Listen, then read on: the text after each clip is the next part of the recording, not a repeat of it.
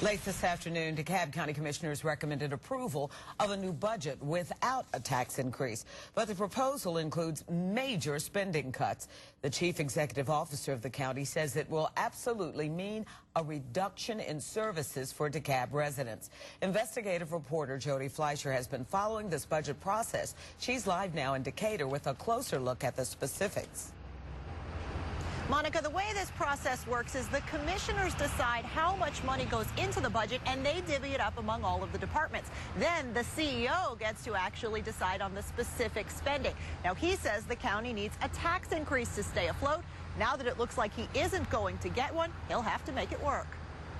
Realistically, you can't cut your way completely out of this crisis. But that's exactly what DeKalb CEO Burl Ellis will have to do now that county commissioners are recommending approval of a budget without the 12% tax increase he wanted. That means they had to find another $33 million worth of cuts from the budget the CEO had proposed. He can clearly come back with priorities different, but we know that we cannot continue to operate the same way. The recommendation includes cutting nearly 9% from most of the county departments. The CEO and department heads will have to decide whether that means a reduction in service or layoffs or both. The commissioners limited the cuts in police, fire, and the sheriff's office to 4.5% less than what the CEO was proposing. When we look at what the police department actually spent and to what we're proposing this year, there really isn't a cut. But the CEO says with increased pension and health care costs, the departments needed those increases just to break even.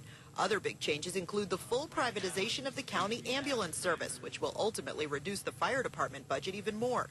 The commissioners also want to eliminate the $150,000 public safety director position. None of those goals have been achieved.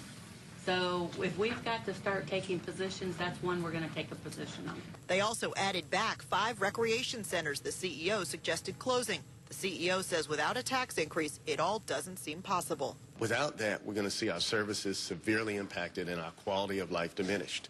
And it could take us another 10 years to dig ourselves out of that kind of hole.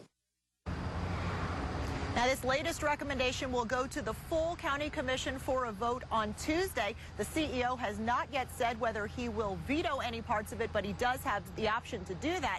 But right now, both sides still seem to be at a philosophical impasse. Reporting live in Decatur, Jody Fleischer, Channel 2 Action News.